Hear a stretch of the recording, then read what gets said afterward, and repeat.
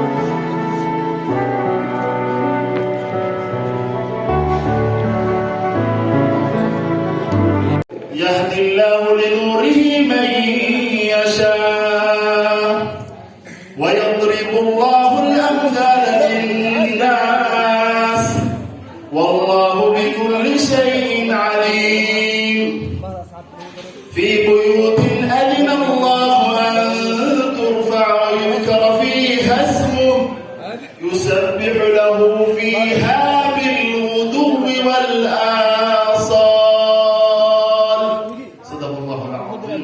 بارك الله لكما وبارك عليكما وجمع بينكما في الخير. dadka isku mushtaray gabadha iyo wiilka. Asalaamu calaykum waraxmatullaahi wabarakaatu.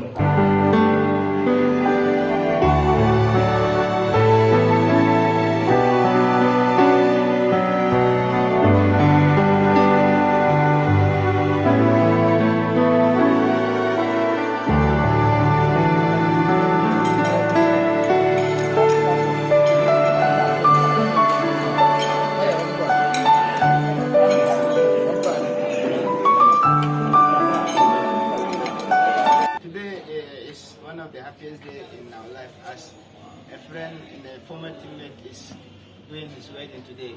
Sega Ruska, Ujimi. Stop. Ay, Manta and said the Remy Adiga. That's Bashar. Nanas, how do you feel today as your brother get married to his? والله horta maanta horta aad aan faraxsanahay sababtoo ah walaalkayga wiilkiisa maanta ka qayb galay meelkiisa maanta dhace maanta waxaan leeyahay walaalkayga iyo way dhamaatay biso alaama ala jiraa dib mala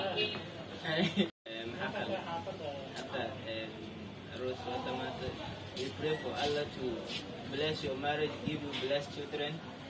Inshallah, you and your woman will have good and peaceful understanding among each other. So